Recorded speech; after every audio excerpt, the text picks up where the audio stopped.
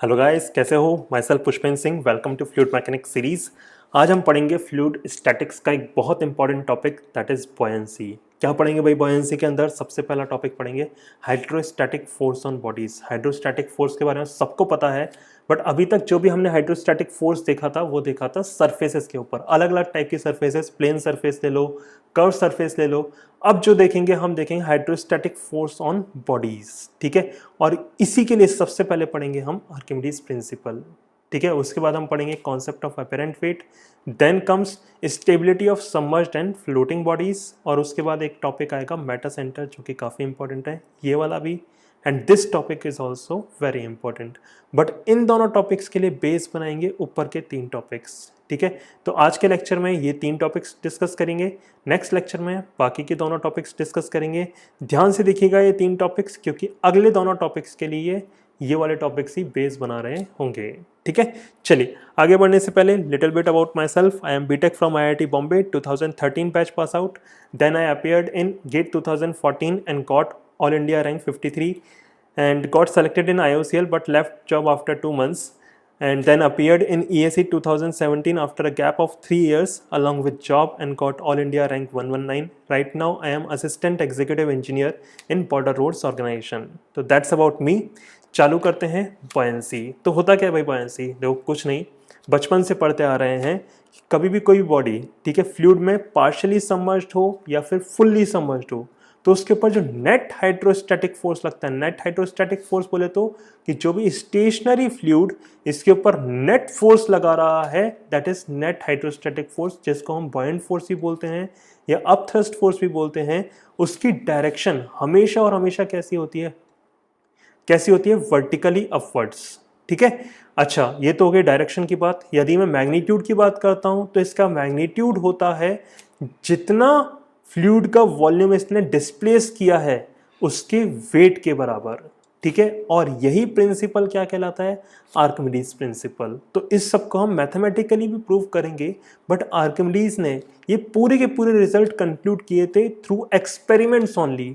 That's why this principle is very important, और इसका नाम दिया गया आर्किमिडीज प्रिंसिपल, ठीक है। क्यों? क्योंकि आर्किमिडीज ने इस फील्ड में बहुत ज़्यादा काम किया था और केवल एक्सपेरिमेंट्स के थ्रू पूरा रिजल्ट निकाल के रख दिया। यदि मैथमेटिकली बात करते हैं तो मैथमेटिकली डिराइव करने के लिए एक सॉलिड बॉडी ले लेते हैं, let's say it is of cylindrical shape, थोड़ा सा आसान लिया है ताकि कैलकुलेशंस हमारी आसान रहे, ठीक है। इसके बाद नेट हाइड्रोस्टैटिक फोर्स निकालते हैं, केवल और केवल कौन सा फोर्स देखेंगे? जो कि फ्लूइड के कारण लग रहा होगा। तो देखो फ्लूइड के कारण कौन कौन से फोर्स लग रहे होंगे। यदि यहाँ का प्रेशर P1 तो एक फोर्स लगेगा यहाँ से P1 इंटू ए। यदि यहाँ का प्रेशर P2 तो एक फोर्स लगेगा ऊपर की तरफ P2 इंटू ए। अच्छा, हॉरिजॉन्टल डायरेक्शन में कोई फोर्स नहीं लगेगा। क्यों फोर्स नहीं लगेगा भाई हॉरिजॉन्टल डायरेक्शन में? क्योंकि मेरे को पता है कि हॉरिजॉन्टल डायरेक्शन में लिक्विड में सेम लेवल पर प्रेशर क्या रहता है? सेम। तो यदि मैं यहाँ पे कोई भी छोटा सा एरिया लेता हूँ जिसके ऊपर फोर्स लग रहा है PDA, तो इधर भी कितना फोर्स लग रहा होगा? PDA, और दोनों एक दूसरे को क्या कर देंगे? Cancel out. तो मैं बोल सकता हूँ हॉरिजॉन्टल फोर्सेस एक दूसरे को क्या कर रहे होंगे? Cancel out. और इस बॉडी के ऊपर नेट फोर्स जो होगा वो वर्टिकल डायरेक्शन में ही होगा। अच्छा, वो ऊपर होगा या नीचे होगा वो भी देख सकते हैं। P1 ज़्यादा होगा या P2? भाई P2 ज़्यादा होगा। क्यों? क्योंकि वाला पॉइंट ज़्यादा डेप्थ पर है, तो P2A ज़्यादा है P1A से, तो नेट फोर्स किस तरफ लगेगा? ऊपर की तरफ, वर्टिकली अपवर्ड डायरेक्शन में। यदि अपन उसका मैग्नीट्यूड देखें तो मैग्नीट्यूड कितना हो जाएगा? P2A minus P1A। P2 और P1 की वैल्यू डाल देते हैं। P2 और P1 की वैल्यू के लिए भाई यदि ये वाली डेप्थ H1 है and this depth is H2, तो P2 कितना हो जाएगा? रो जी H2। P1 कितना हो जाएगा? रो जी H1। रो जी को बाहर ले लो, A को भी बाहर ले लो, तो आपके पास बच जाएगा रो जी H2 माइनस H1 इंटू ए। अब देखो ये H2 माइनस H1 इंटू ए क्या है? H2 माइनस H1 क्या हो गया? इसकी लेंथ इंटू एरिया, क्या हो गया? इसका वॉल्यूम, ठीक है। तो बॉयंट फोर्स क्या होता है? Buoyant force is rho g V. V क्या है? वी ध्यान समझना, V is the volume of submerged portion of body. यहाँ पे तो क्या है? पूरी बॉडी लेट्स से सबमर्ज्ड है, बट यदि पार्शियल सबमर्ज्ड होगा तो केवल और केवल कौन सा पोर्शन रखोगे आप? यहाँ पे V में कौन सी वैल्यू रखोगे? वॉल्यूम सबमर्ज्ड, ठीक है, मतलब सबमर्ज्ड पोर्शन का वॉल्यूम केवल और केवल। अच्छा, जितना वॉल्यूम सबमर्ज्ड पोर्शन का होगा उतना ही वॉल्यूम किसका होगा? जो फ्लूइड उसने डिस्प्लेस किया है, तो that is equal to volume displaced of fluid by body. और हमें पता है कि भाई जितना पोर्शन, जितना वॉल्यूम बॉडी का सबमर्ज होगा उतना ही वॉल्यूम फ्लूइड का डिस्प्लेस होगा, तो दोनों के दोनों क्या हो जाएंगे, बराबर। सिंपल सी बात, ठीक है। तो ध्यान रखिएगा, V का मतलब क्या है, V is the submerged volume of body या फिर डिस्प्लेस्ड वॉल्यूम ऑफ फ्लूइड, और दोनों के दोनों क्या हैं, बराबर ही हैं। दूसरी इंपॉर्टेंट चीज ध्यान रखिएगा, रो किसका आएगा, लिक्विड का। बॉयंट फोर्स में इस सॉलिड की या बॉडी की डेंसिटी का कोई रोल नहीं है, केवल और केवल किसकी डेंसिटी काम आएगी, आपकी फ्लूइड की डेंसिटी, ठीक है। तो यही है पूरा पूरा आर्किमिडीज प्रिंसिपल, जिसको अपन ने मैथमेटिकली डिराइव कर लिया, ठीक है। अब इसी में कंडीशन रखते हैं, क्या कंडीशन लगा रहे हैं कि यदि आप बॉडी, आपकी जो भी सबमर्ज्ड बॉडी है वो यदि आपकी सॉलिड है, तो सॉलिड बॉडी होने से क्या फायदा होगा कि जो सबमर्ज्ड पोर्शन का वॉल्यूम है उसको मैं लिख सकता हूं m dash upon rho S. What is m dash? m dash is nothing but the mass of submerged portion of body. जितना पोर्शन सबमर्ज्ड है उसका मास, दैट इज m डैश, ठीक है। अच्छा, ये वाला जो फॉर्मूला है ये केवल और केवल आप तभी रख सकते हो जब बॉडी कैसी होगी, सॉलिड। मतलब क्या है, देखो सिंपल सी बात समझाता हूं। जैसे मान लीजिए आपके पास एक स्फेयर है, स्फेयर यदि सॉलिड है, इसके पूरे पूरे वॉल्यूम में मास भरा हुआ है, और यदि इसका मास m है, डेंसिटी रो एस है, वॉल्यूम v है, तो मैं वॉल्यूम को बोल सकता हूं m by rho s. But यदि इसी की जगह हॉलो हो जाएगा, और यदि इसका वॉल्यूम v है, मास है m1, डेंसिटी है रो एस, तो मैं v को m1 बाय रो एस नहीं लिख सकता। क्यों? क्योंकि m1 बाय रो एस कौन सा वॉल्यूम देगा, वो वाला वॉल्यूम देगा जहां पर मास है, और मास तो केवल और केवल कहां पर है, सरफेस पर। तो ये केवल इतना सा वॉल्यूम देगा जहां पर मास है, टोटल वॉल्यूम नहीं देगा। टोटल वॉल्यूम कब देगा, जब टोटल वॉल्यूम में क्या हो, मास हो। इसलिए ध्यान रखना, ये वाला जब फॉर्मूला रख रहा हूं मैं, तो ये वाला फॉर्मूला केवल और केवल किसके लिए वैलिड है, यदि बॉडी कैसी है, सॉलिड बॉडी, ठीक है। तो जो लास्ट फॉर्मूला था बॉयंट फोर्स का, that is rho g V, that is always valid. But यदि मैं वॉल्यूम को क्या रख दूं, m dash by rho s, तो यहाँ पे ये जो फॉर्मूला आएगा ये वैलिड होगा केवल और केवल सॉलिड बॉडीज के लिए, ठीक है। तो देखो अब मैं क्या कर रहा हूँ, m डैश जी को एक तरफ कर लेता हूँ, रो को नीचे लेके चला जाता हूँ, तो ये हो जाएगा m dash G upon rho S upon rho, ठीक है। रो को नीचे लेके आ गए, रो एस अपॉन रो को मैंने क्या बोल दिया, relative density. What is this, it is the relative density of body with respect to fluid, ठीक है। तो यहां से मेरे पास बॉयंट फोर्स का एक और फॉर्मूला आ गया, बट ध्यान रखिएगा ये वाला फॉर्मूला केवल और केवल किसके लिए वैलिड है, सॉलिड बॉडीज के लिए, ठीक है। जो नॉर्मल बॉडीज, हॉलो बॉडीज वगैरह होंगी, उन सब के लिए कौन सा वाला फॉर्मूला आएगा, रो जी वी। रो क्या है, rho is the density of fluid, G V क्या है, V is the submerged volume या फिर displaced volume of fluid, that's it, ठीक है। लेकिन यदि सॉलिड बॉडी है तो मैं ये वाला फॉर्मूला लगा सकता हूँ, ठीक है। क्यों निकाला ये वाला फॉर्मूला अभी बताते हैं।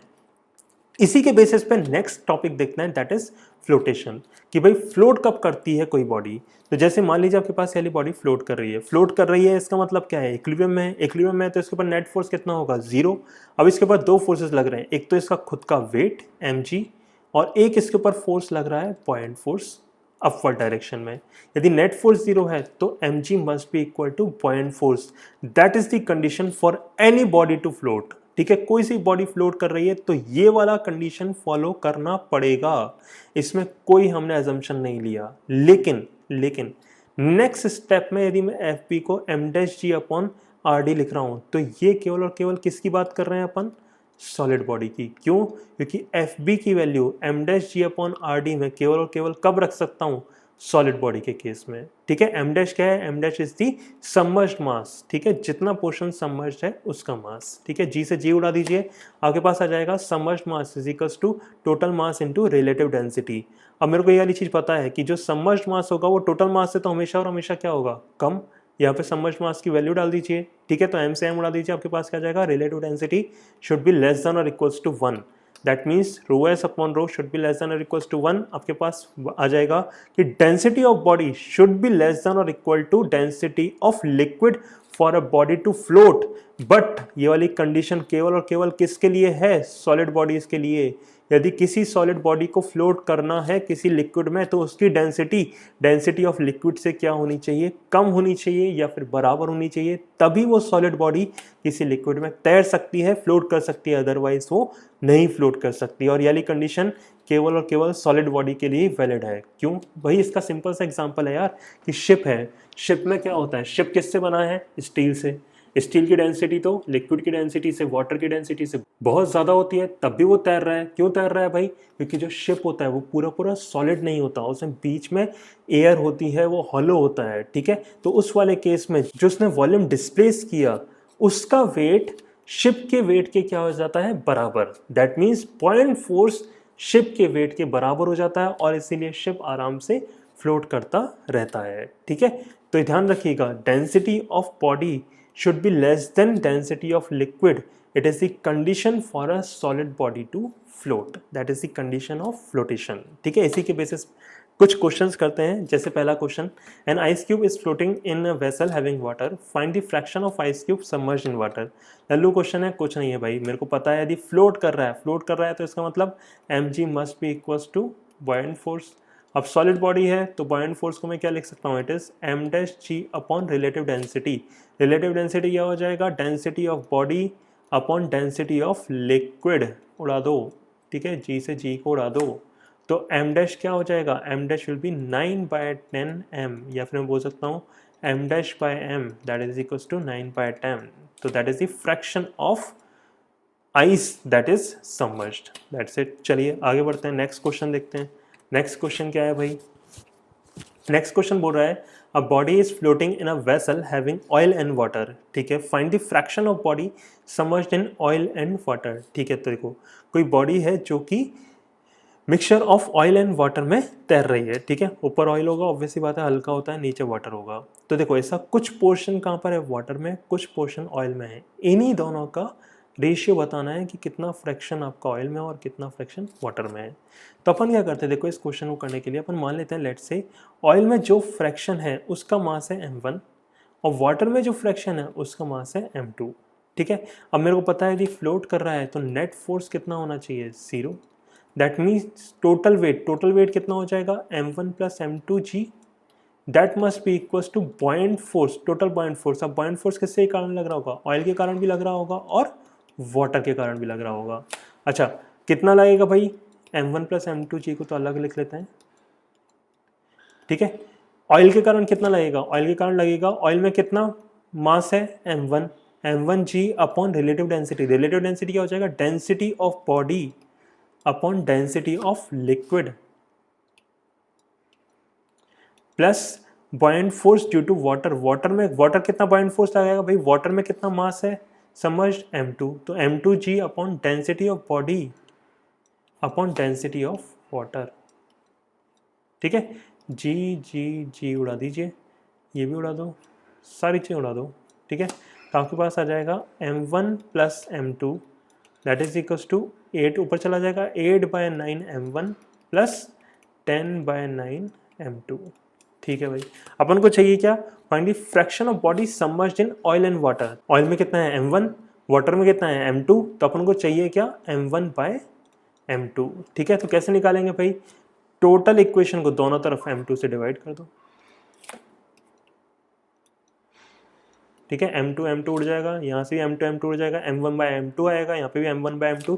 सॉल्व कर लीजिए, आपके पास वैल्यू आ जाएगी m1/m2 की, ठीक है। That's it. छोटे छोटे से क्वेश्चन है, कुछ नहीं करना है इन क्वेश्चंस में। चलिए नेक्स्ट क्वेश्चन देखते हैं। नेक्स्ट क्वेश्चन क्या है? An ice cube is floating in a vessel having water. When the ice melts completely the level of water in the vessel will A increase B decrease C remain same. तो देखो, इस तरह के questions बहुत प्यारे questions होते हैं, ठीक है। कि भाई वेसल वगैरह में कुछ भी दे रखा है, बोलेगा ये पिघल जाएगा तो वॉल्यूम जो लेवल है वो बढ़ेगा घटेगा, क्या होगा। तो देखो, जब भी इस तरह के क्वेश्चंस आए ना तो 3 स्टेप्स में काम करना है। स्टेप्स समझ लीजिए, अभी थोड़ा सा मैं डिटेल में बताऊंगा तो ऐसा लगेगा भाई बहुत लंबा प्रोसेस है, बट लंबा नहीं है, बहुत आराम से कर सकते हो आप इसको। बस समझते टाइम थोड़ा सा ध्यान से समझ लीजिएगा, फिर आप पूरी चीज़ मन में कर सकते हो। मैं पूरा यहाँ पे करके दिखाऊंगा, इसलिए थोड़ा सा टाइम लग सकता है, बट मन में करोगे तो बहुत जल्दी हो जाएगा। क्या स्टेप है? देखो, सबसे पहले स्टेप आप निकाल लीजिए वॉल्यूम डिस्प्लेस्ड, ठीक है। वॉल्यूम डिस्प्लेस किस तरह से निकालेंगे भाई? कुछ नहीं करना। क्या हो जाएगा कि यदि फ्लोट कर रहा है तो mg must be equals to rho of liquid, यहाँ पे लिक्विड क्या है? Water, into volume displaced into g, सही है।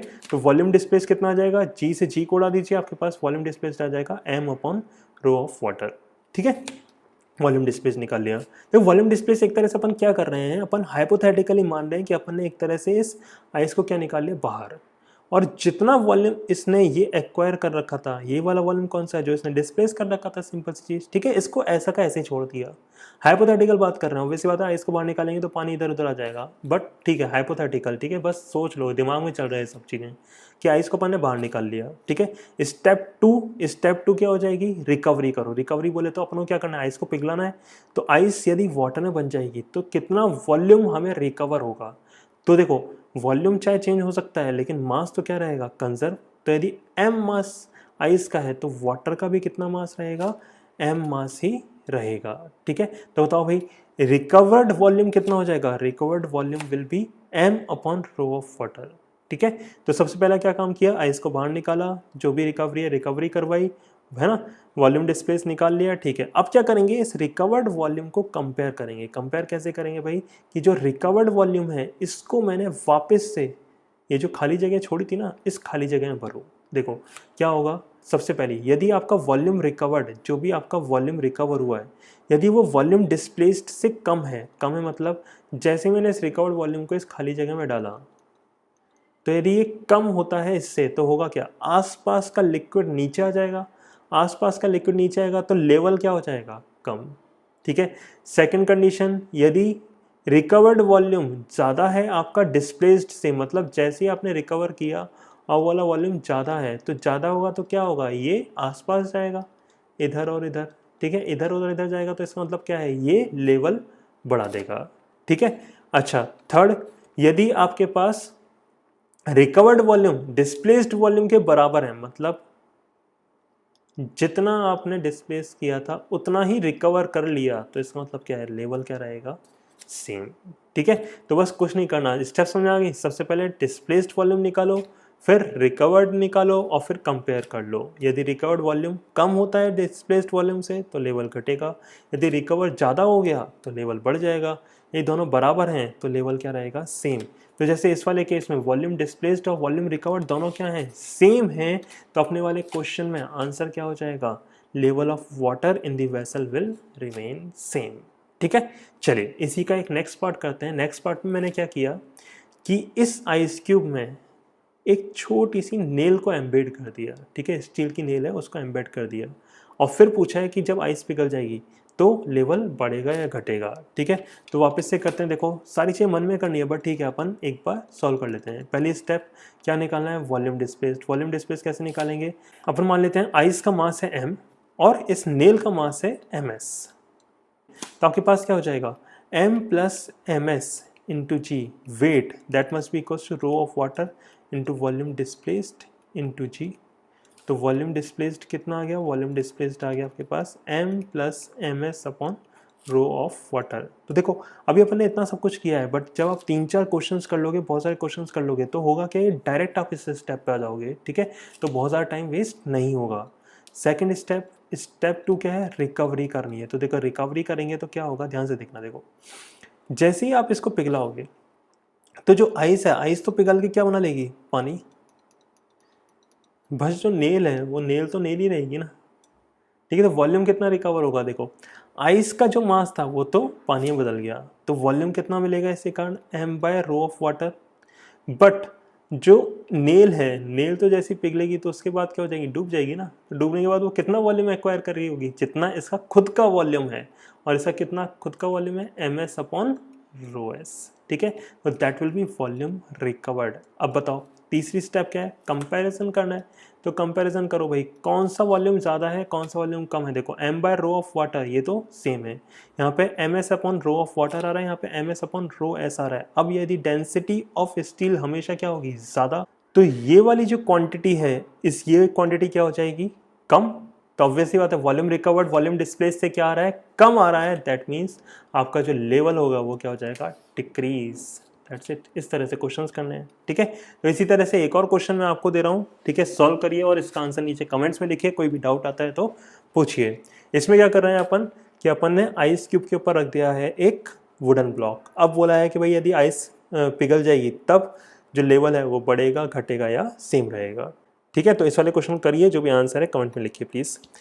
चलिए नेक्स्ट अगले टॉपिक की तरफ देखते हैं, दैट इज अपेरेंट वेट। तो देखो अपेरेंट वेट समझने से पहले ये देख लेते हैं कि भाई वेट मेजर कैसे करते हैं। तो लेट्स से अपन केस लेते हैं स्प्रिंग बैलेंस का कि भाई हम स्प्रिंग बैलेंस से वेट मेजर कर रहे हैं। तो देखो स्प्रिंग बैलेंस से आप किस तरह से वेट मेजर करते हो एयर में। लेट्स से कि यदि मेरे को वेट मेजर करना है तो जिस भी बॉडी का वेट मेजर करना होता है उसको मैं स्प्रिंग बैलेंस से लटका देता हूँ। तो जैसे अपन इसको लटकाते हैं तो स्प्रिंग बैलेंस में जो स्प्रिंग है वो क्या होती है, स्ट्रेच। अच्छा स्ट्रेच होगी तो स्ट्रेच होने के कारण इसमें क्या आएगा, टेंशन। ठीक है, ऑब्वियस सी बात है यदि स्प्रिंग में स्ट्रेच हुआ x तो उसमें टेंशन कितना हो जाएगा, कि x के बराबर। यहीं पे आपका एक स्केल लगा रहता है जो कि एक्चुअल में क्या मेजर करता है, स्ट्रेच को। लेकिन उस स्ट्रेच को मैं कैलिब्रेट कर सकता हूँ और कैलिब्रेट करके क्या निकाल सकता हूँ, टेंशन। तो एक्चुअल में क्या होता है, ये जो स्प्रिंग बैलेंस है वो क्या कैलकुलेट कर रहा है, टेंशन। बट अब उनको पता है कि यदि इक्विलिब्रियम में है तो mg must be equal to tension. तो एक्चुअल में स्प्रिंग बैलेंस क्या मेजर कर रहा है, टेंशन। ठीक है, बट वो टेंशन किसके बराबर है, mg के बराबर। तो जैसे उसने टेंशन मेजर किया तो एक्चुअल में उसने क्या मेजर कर लिया, बॉडी का वेट। ठीक है, तो रीडिंग ऑफ स्प्रिंग बैलेंस क्या होती है, टेंशन, और वो किसके बराबर हो जाती है, mg के बराबर। यदि आपकी बॉडी एयर में है, आप वेट मेजर कर रहे हो एयर में। ठीक है, लेकिन यदि मैं इसी बॉडी को कहाँ ले जाता हूँ, फ्लूइड में ले जाता हूँ, तो हल्का सा स्ट्रेच क्या हो जाएगा, कम हो जाएगा। क्यों कम हो जाएगा, ये टेंशन कम हो जाएगा ना। यहाँ पे देखो टेंशन लग रहा है, एक mg लग रहा है, लेकिन एक साथ में एक और फोर्स लग रहा है। कौन सा force, buoyant forces. Buoyant force के कारण क्या हो जाएगा, टेंशन की वैल्यू क्या हो जाएगी, कम। अब इस स्प्रिंग बैलेंस को नहीं पता कि भैया बॉडी कहाँ पर है, वो फ्लूइड में है या फिर हवा में है। उसको केवल और केवल किससे मतलब है, टेंशन से। वो रीडिंग में क्या देगा, टेंशन देगा। तो यदि आप किसी बॉडी का वेट मेजर करते हो फ्लूइड के अंदर तो उसकी रीडिंग क्या हो जाती है, mg माइनस fp। उसकी रीडिंग एक्चुअल वेट से क्या हो जाती है, थोड़ी सी कम। और इसीलिए हम लोग बोल देते हैं कि कोई भी बॉडी यदि मैं उसका वेट करता हूँ लिक्विड के अंदर तो वेट की वैल्यू थोड़ी सी कम आती है, और उसी वैल्यू को हम लोग बोलते हैं एपरेंट वेट। ठीक है, एपरेंट वेट क्या है, एक्चुअल में apparent wait is the reading of spring balance. Spring balance की रीडिंग, और स्प्रिंग बैलेंस की रीडिंग क्या होती है, कुछ नहीं बल्कि टेंशन। और टेंशन किसके बराबर हो जाएगा, mg माइनस fp के। और यही क्या कहलाता है, आपका एपरेंट वेट। ठीक है, चलिए इसी को एक क्वेश्चन के थ्रू देखते हैं। आपके पास एक क्वेश्चन आता है, body weighs 100 newton in air and 80 newton in water, find the volume of body. लल्लू क्वेश्चन, कुछ है ही नहीं क्वेश्चन में यार। देखो यदि वो 80 न्यूटन वाटर में वे कर रहा है, दैट मीन्स वाटर में वे करने का मतलब कि टेंशन की वैल्यू कितनी है, 80 न्यूटन। और टेंशन कितना हो जाएगा, mg माइनस fb के बराबर। ठीक है, टेंशन कितना है 80, mg कितना है 100, और fb क्या होता है, it is nothing but rho of liquid, किस में, वाटर में। Rho of water into volume into g. ठीक है, सब चीज़ें पता है आपको, वॉल्यूम ऑफ कैलकुलेट कर सकते हो। सेकंड, डेंसिटी ऑफ बॉडी, लल्लू क्वेश्चन। mg पता है कितना है, 100 है। वॉल्यूम मेरे को पता चल गया, तो density of body into volume into g, that is 100। तो यहाँ से वॉल्यूम पता है, जी पता है, रो एस निकल जाएगा। चलिए तीसरा, how much would it way in liquid of specific gravity 0.8। कुछ नहीं, देखो how much would it way मतलब आपको क्या बताना है, आपको बताना है टेंशन की वैल्यू, स्प्रिंग बैलेंस की रीडिंग, मतलब टेंशन क्या हो जाएगा, mg माइनस fp। mg मेरे को पता है कितना है, 100, और fp कितना हो जाएगा, rho of liquid into volume into g. अब ये तो हो जाएगा 100, रो ऑफ लिक्विड मेरे को पता है कितना है, 0.8 इंटू 1000।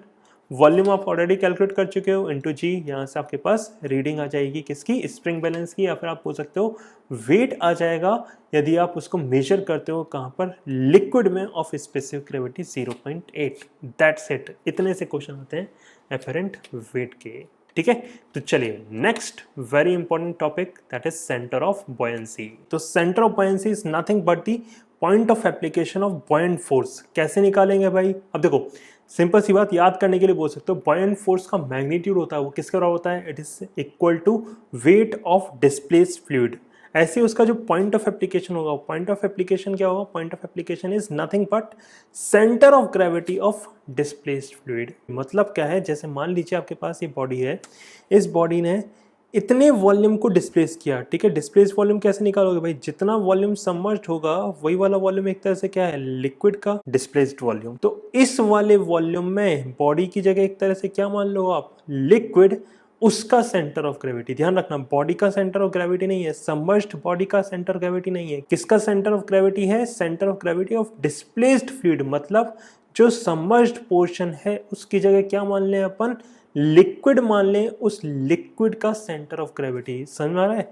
जैसे यदि ये पूरी पूरी बॉडी यदि अंदर सबमर्ज हो जाती है तो एक तरह से पूरी बॉडी की जगह क्या मान लें अपन, फ्लूइड मान लें, तो उस शेप के फ्लूइड का सेंटर ऑफ ग्रेविटी। सिंपल सी बात, ठीक है। इसको और अच्छे से क्लियर करते हैं कुछ कुछ क्वेश्चंस के थ्रू। जैसे मैं देखो एक क्वेश्चन तो बोल सकता हूँ कि ये वाली चीज़ तो पक्की है कि यदि बॉडी पार्शियली सबमर्ज्ड है तो बॉडी का सेंटर ऑफ ग्रेविटी और सेंटर ऑफ बॉयंसी अलग अलग होगा। सिंपल सी बात है, ठीक है। इसमें तो कोई डाउट ही नहीं है कि बॉडी का सेंटर ऑफ ग्रेविटी अलग होगा और ये जो सबमर्ज पोर्शन है इसकी जगह यदि मैं लिक्विड डाल दूं उसका सेंटर ऑफ ग्रेविटी अलग होगा। बट यदि बॉडी फुल्ली सबमर्ज्ड है तो ये बताओ क्या बॉडी का सेंटर ऑफ ग्रेविटी और सेंटर ऑफ बॉयंसी सेम होगा या अलग अलग होगा? मतलब समझ रहे, बॉडी का सेंटर ऑफ ग्रेविटी और इस बॉडी की जगह ऐसी शेप के फ्लूइड का सेंटर ऑफ ग्रेविटी सेम होगा या अलग अलग होगा? ठीक है, इसी बेसिस पे एक question, the centre of buoyancy and centre of gravity off fully submerged body will always be same. बताइए ट्रू है या फॉल्स है?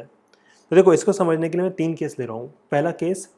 पहला केस है यदि आपकी बॉडी है यूनिफॉर्मली डेंस्ड, ठीक है, यूनिफॉर्म बॉडी है, लेट्स से यदि यूनिफॉर्म बॉडी है तो उसमें देखो होगा क्या, बॉडी का सेंटर ऑफ ग्रेविटी कहाँ पे होगा, बीच में, क्योंकि यूनिफॉर्मली डेंस्ड है। अच्छा, यदि मैं सेंटर ऑफ बॉयंसी की बात करता हूँ, सेंटर ऑफ बॉयंसी क्या है, it is nothing but the centre of gravity of displaced liquid. मतलब इस बॉडी की जगह इतने ही वॉल्यूम का अपन क्या मान लें, लिक्विड। अब लिक्विड भी क्या होता है, यूनिफॉर्मली डेंसिटी होता है, तो उसका सेंटर ऑफ ग्रेविटी भी कहाँ पे आएगा, बीच में। मतलब centre of gravity and centre of buoyancy दोनों क्या है, सेम है, दोनों कोइंसाइड कर रहे हैं।